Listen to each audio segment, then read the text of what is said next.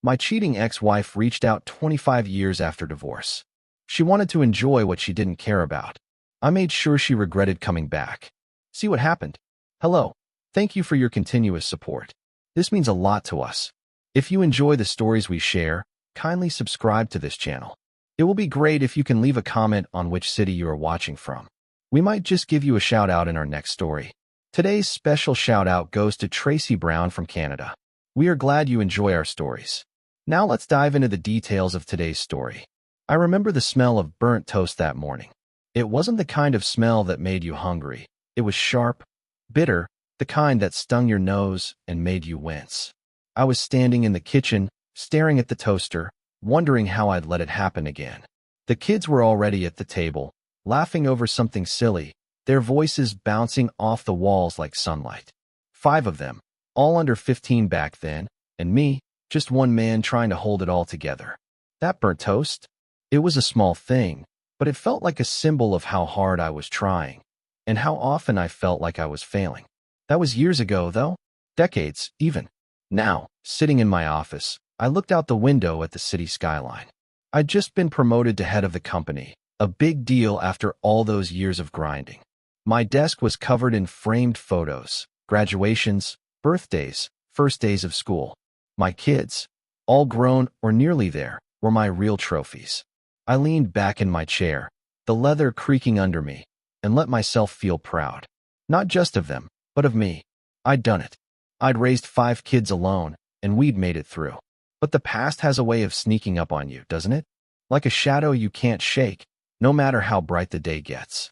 That morning in the kitchen, with the burnt toast and the laughter, wasn't just any morning. It was one of those days after she left. My ex-wife, Laura.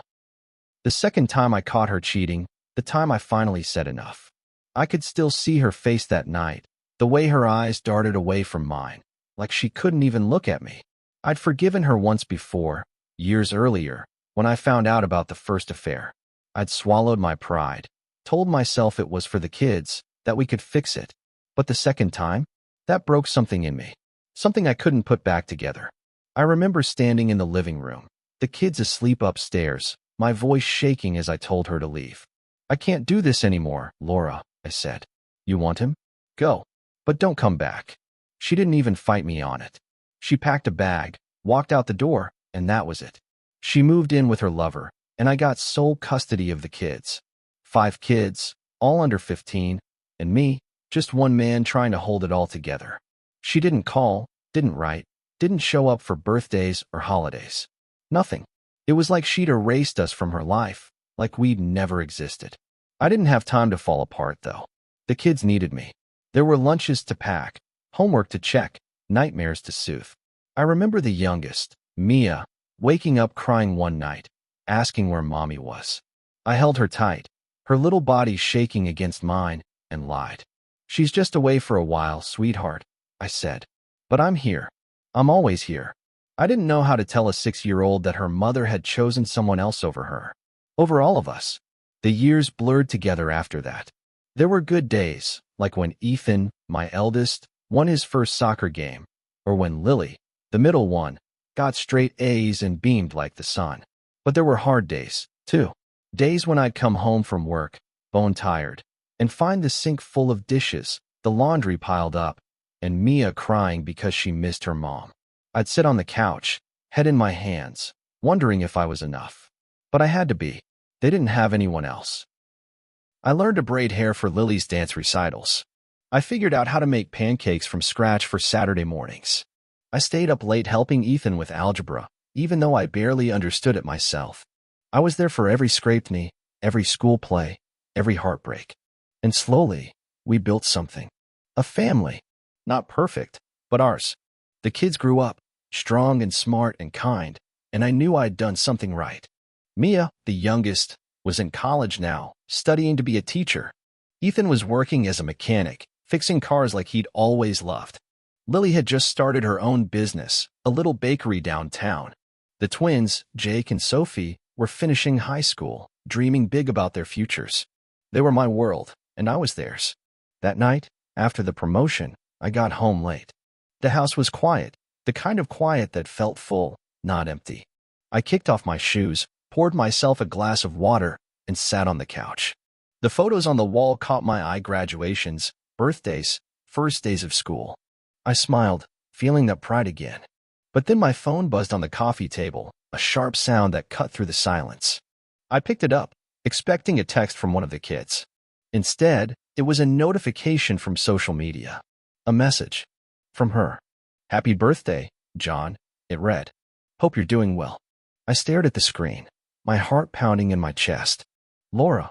After 25 years, there she was, popping up like a ghost. Her profile picture showed her smiling, but her eyes looked tired, older.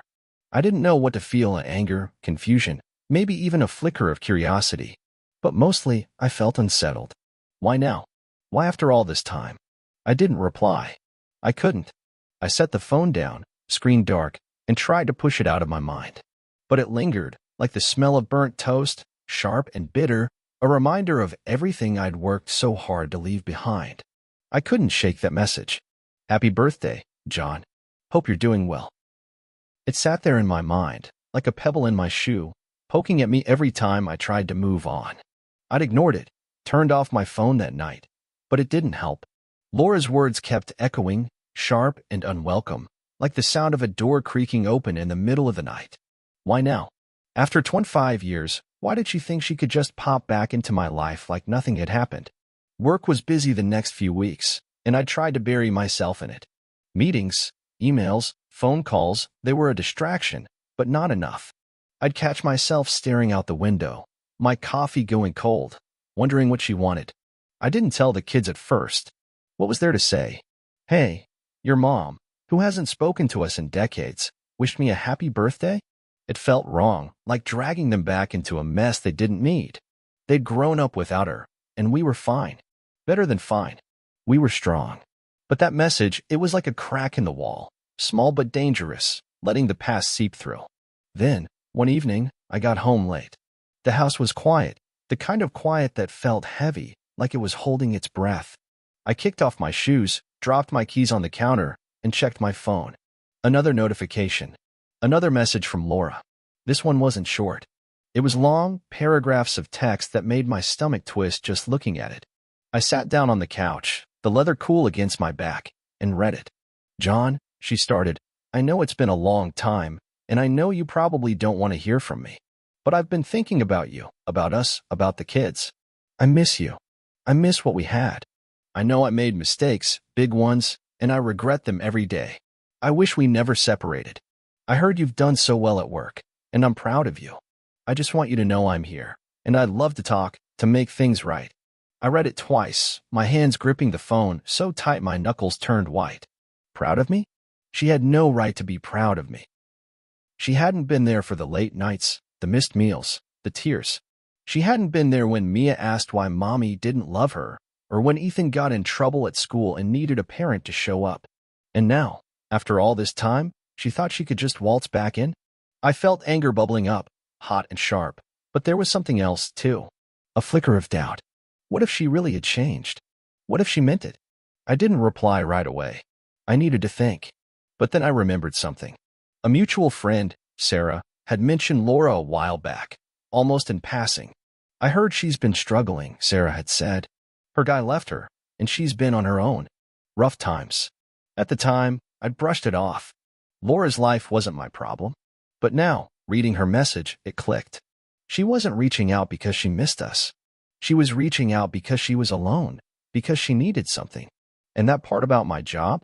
She'd heard I was doing well, and now she wanted a piece of it. I typed out a reply, my fingers shaking.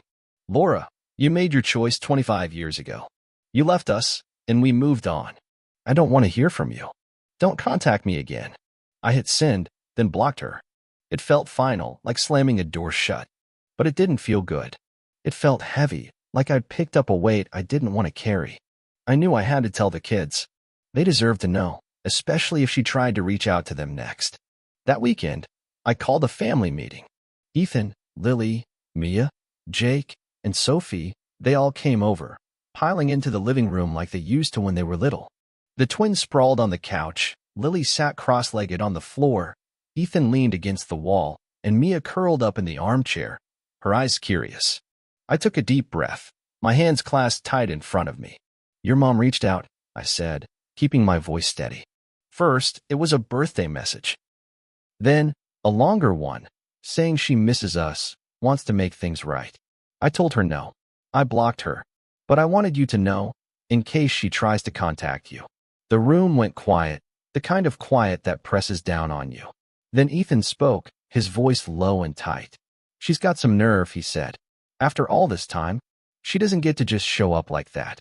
He was in his 30s now, but I could see the hurt in his eyes, the same hurt I'd seen when he was 10, watching her drive away. Lily nodded, her jaw tight. I don't want anything to do with her. She left us, Dad. You were the one who stayed. But Mia, the youngest, shifted in her seat, her fingers twisting the hem of her sweater. I don't remember her, she said softly. I mean, I know what she did, but I don't know. Part of me wonders what she's like now. Is that wrong? Ethan turned to her, his voice sharp. Wrong? Mia, she abandoned us. You don't owe her anything. I know, Mia said, her eyes filling with tears. But she's still my mom. I want to know.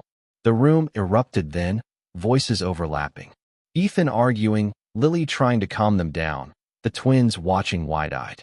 I felt my chest tighten, like I couldn't breathe. I'd worked so hard to build this family, to keep us together, and now Laura was tearing it apart without even being here. I raised my hands, my voice louder than I meant it to be. Enough, I said. This isn't about her. It's about us. We'll figure it out, but we do it together. They quieted down, but the tension lingered, thick and heavy. Mia wiped her eyes. Ethan stared at the floor, and I knew this wasn't over. Laura had opened a crack, and it was spreading, splitting us apart. I didn't know how to fix it, but I knew one thing. I wouldn't let her hurt us again. Not if I could help it. I thought blocking Laura would end it. I thought I'd slammed the door shut, locked it tight, and thrown away the key. But I should have known better. The past doesn't stay buried, not when it's got claws like hers. It started with little things I didn't notice at first. A text from Lily, saying she'd seen Laura's name pop up in her social media notifications. A call from Jake, asking if I'd heard from her again. I brushed it off, told them not to worry, but deep down, I felt it, that creeping unease, like a storm cloud gathering on the horizon. Then it got worse. One Saturday, I was at Ethan's soccer game. His team still played for fun, even though he was in his 30s now. The sun was bright, the grass smelled fresh, and I was cheering from the sidelines, feeling lighter than I had in weeks. That's when I saw her. Laura. She was standing near the bleachers, her arms crossed, watching me. Her hair was shorter, streaked with gray, and her face looked thinner, but it was her. My stomach dropped, like I'd stepped off a ledge. She caught my eye and smiled, a small, nervous smile, like she thought she belonged there. I turned away, my hands clenching into fists, and focused on the game. But I could feel her watching, her presence like a shadow I couldn't shake. After the game, she tried to approach me. John, she called, her voice softer than I remembered. Can we talk? Please. I didn't look at her. No, I said, my voice sharp, like a knife. Stay away from us. I walked away, my heart pounding, but I could hear her footsteps behind me, hesitant, then stopping. I didn't look back. I couldn't. But it shook me, seeing her there, in our space, like she had a right to be part of it. That night, I couldn't sleep. I lay in bed, staring at the ceiling, the room dark and quiet except for the hum of the fan. I kept seeing her face, that smile, and it made me angry. But it also made me wonder, what did she want? Was she really sorry, or was this just another game? I thought about the kids, about Mia's tears at the family meeting, Ethan's anger, Lily's quiet resolve. I'd worked so hard to protect them, to build something solid, and now Laura was tearing it apart, piece by piece. The next day, I got a call from Mia. Her voice was shaky, like she was nervous. Dad, she said, I need to tell you something. Don't be mad, okay? I sat down on the couch, my stomach twisting. What is it, Mia? I asked, trying to keep my voice calm. She took a deep breath. I met her. Mom. She messaged me, and I went to see her. I just wanted to know what she's like. I'm sorry. I felt like the air had been sucked out of the room. My chest tightened, and for a moment, I couldn't speak. You met her. I said finally, my voice low. Mia, why didn't you tell me? She started crying then, her words tumbling out. I know I should have told you, but I was scared. I don't remember her, Dad, not like Ethan and Lily do. I just wanted to see her, to hear her side. She said she's changed, that she regrets everything, but I don't know if I believe her. I closed my eyes, my head pounding. I wanted to be angry, to yell, but I couldn't. Not at Mia. She was 20 now, but in that moment, she sounded like the little girl who used to crawl into my lap, asking where Mommy was. Mia, I said, my voice softer, you don't owe her anything. She left us, not the other way around. But I get it. You wanted to know. Just promise me you'll be careful. She's not who you think she is. She promised, but it didn't make me feel better. That night, I called Ethan and Lily, told them what happened. Ethan was furious. She's manipulating her, Dad, he said, his voice tight. Mia's too young to see it. We need to stop this. Lily was quieter, but I could hear the hurt in her voice. I can't believe she went behind our backs, she said. After everything you've done for us, Dad. It's not fair. The next day, Ethan came over, his jaw set, his eyes hard. We need to talk to Mia, he said. She needs to understand what Mom did, how much it hurt us. I nodded, but inside, I felt torn. Mia had a right to her feelings, didn't she? But Ethan was right, too. Laura had hurt us, all of us, and I couldn't let her do it again. We called Mia over, and the room felt like a storm waiting to break. Ethan started, his voice sharp. Mia, you don't get it. She left us. Dad was the one who stayed, who did everything. You don't owe her a chance. Mia's eyes filled with tears. I know, Ethan, she said, her voice breaking. But she's still my mom. I just wanted to see her. Is that so wrong? Ethan shook his head, his voice rising. Wrong? Mia, she abandoned us. You're betraying Dad by even talking to her. Lily tried to calm them down, but it didn't work. The twins, Jake and Sophie, watched from the couch, their eyes wide, and I felt like I was losing control. Enough, I said, my voice louder than I meant it to be. This isn't about sides. We're a family, and we stick together. Mia, I get why you did it, but you need to be honest with us. Ethan, she's allowed to feel what she feels. We'll figure this out, but not like this. They quieted down, but the tension lingered, thick and heavy. Mia left, her shoulders slumped, and Ethan stormed out, slamming the door behind him. That night, I sat on the couch, my head in my hands, feeling the weight of it all. I remembered the nights I'd stayed up late, helping Ethan with homework, braiding Lily's hair, comforting Mia after nightmares. I remembered the mornings I'd woken up exhausted, but kept going because they needed me. I'd built this family, piece by piece, and now Laura was breaking it apart, without even being here. I felt angry, but also guilty. Was I being too harsh? Should I let Mia decide for herself? I didn't know. All I knew was that I couldn't let her hurt us again. I thought I'd seen the worst of it. Mia meeting Laura behind my back, Ethan storming out, the tension in the house, it felt like we were falling apart, and I didn't know how to fix it. But I was wrong. The worst wasn't the cracks in our family. The worst was seeing Laura for who she really was, and watching my kids see it, too. It started small, like a drip from a leaky faucet, but soon it was a flood, and I couldn't ignore it anymore.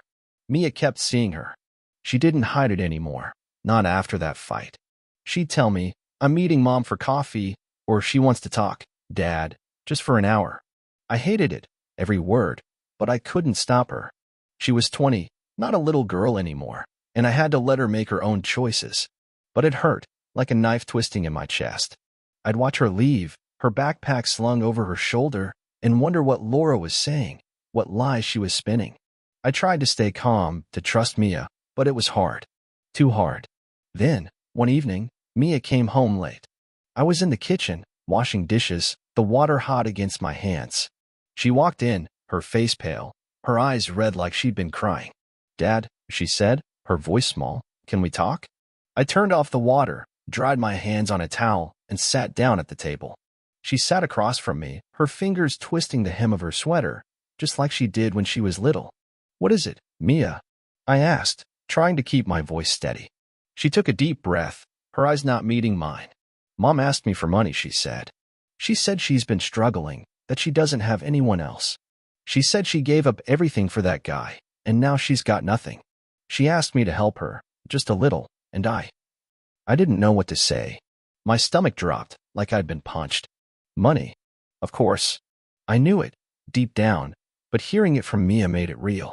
Did you give her any? I asked, my voice low. She shook her head. No. I told her I didn't have much, that I'm still in college. But she kept pushing, saying I owe her, that she's my mom. I feel so stupid, Dad. I reached across the table, took her hand in mine. You're not stupid, Mia, I said, my voice firm. She's the one who's wrong. You don't owe her anything. She left us, not the other way around. I'm proud of you for saying no. She started crying then, her shoulders shaking, and I pulled her into a hug. She felt small against me, like she was 6 again, and I wanted to protect her from all of it. But I knew I couldn't. Not completely. The next day, I called Ethan and Lily, told them what happened. Ethan was livid. I knew it, he said, his voice tight. She's using her, Dad. She doesn't care about us, she cares about herself. Lily was quieter, but I could hear the anger in her voice. She's trying to guilt trip her, she said. Mia's too nice to see it, but we do. We need to stop this. I nodded, even though they couldn't see me. They were right. Laura wasn't here to make things right. She was here to use us, just like she always had. It got worse. A few days later, Mia came home upset again. She told me things, she said, her voice shaky. About you, Dad. She said your marriage wasn't perfect, that you pushed her away, that it wasn't all her fault. I didn't want to believe her, but it hurt, hearing it. I felt my chest tighten, anger bubbling up, hot and sharp. Mia, I said, my voice low, she's lying. She cheated, twice. I tried to save our marriage for you, for all of us. But she chose him. Don't let her twist the truth. Mia nodded, her eyes filling with tears. I know, Dad. I'm sorry. I wanted to believe she changed. That was the breaking point for me. Laura wasn't just asking for money. She was trying to rewrite history, to make me the villain, to turn my kids against me. I couldn't let it go on. I called Ethan, told him everything. He was furious, more than I'd ever seen him. I'm done, Dad, he said. I'm going to talk to her. She needs to hear it from me. I tried to calm him down, but he wouldn't listen. That evening, he went to see her. I don't know exactly what he said, but he came back hours later, his face red, his hands shaking. She tried to twist it, he said. She said I don't understand, that she's changed. But I told her she has no right to hurt us again. I told her to stay away. I was proud of him, but it didn't fix things. Mia was still torn, Lily was angry, and the twins, Jake and Sophie, were confused, watching it all unfold. I felt like I was losing control, like the family I'd built was slipping through my fingers. I remembered the nights I'd stayed up late, helping Ethan with homework, braiding Lily's hair, comforting Mia after nightmares. I remembered the mornings I'd woken up exhausted, but kept going, because they needed me. I'd done everything for them, and now Laura was undoing it, piece by piece. That night, I sat on the couch, my head in my hands, feeling the weight of it all. I knew what I had to do. I had to confront her, face to face, and set things straight. I couldn't let her keep hurting us, manipulating us, tearing us apart. I didn't know if it would fix everything, but I had to try.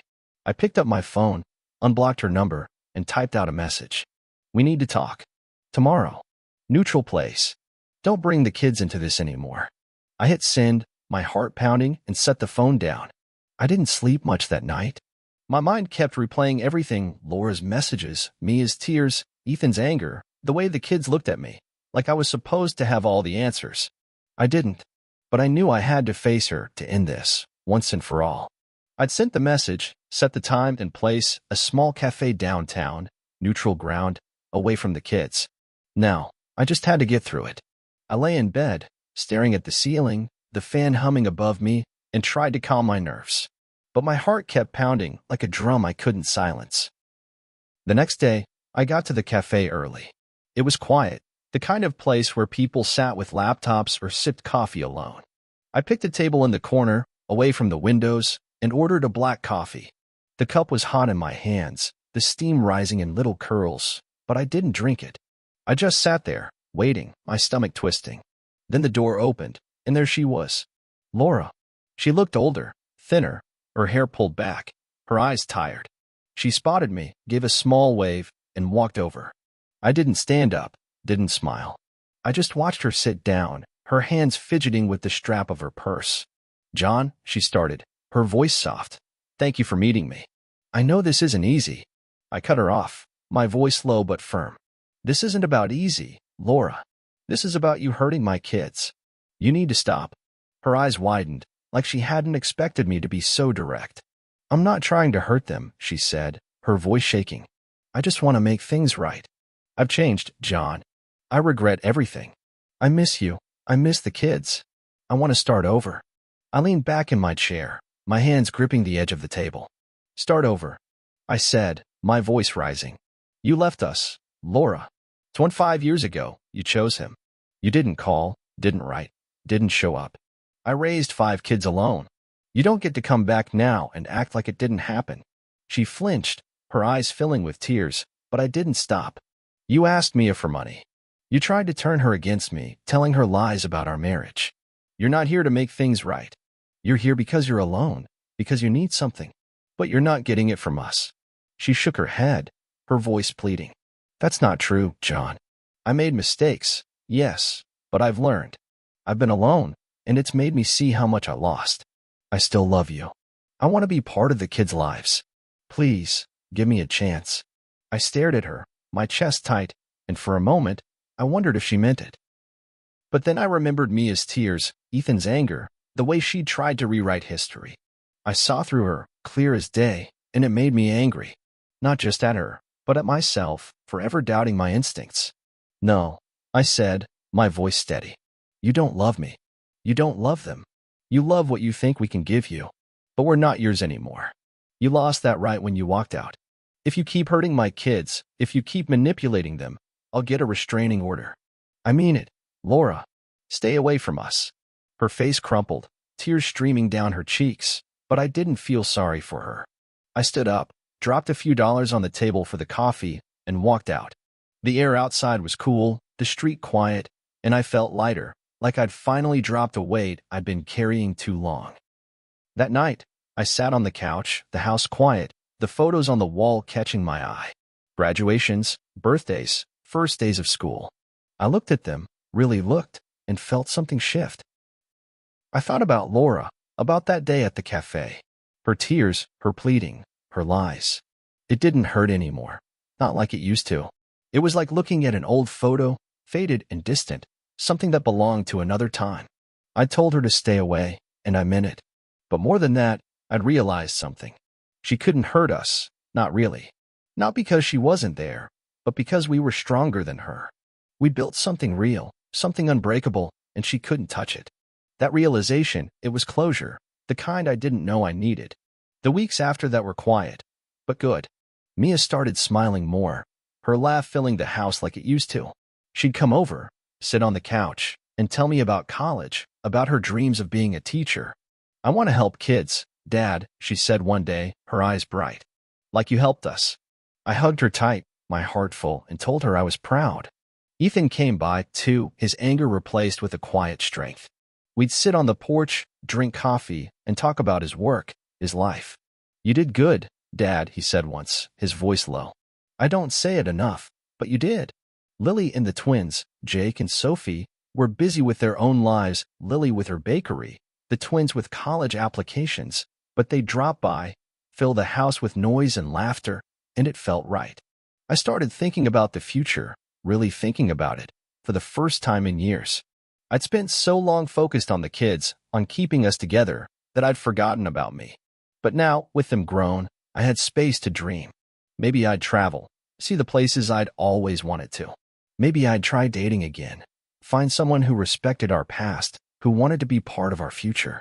Or maybe I'd just keep doing what I loved, working, spending time with the kids, watching them build their own lives.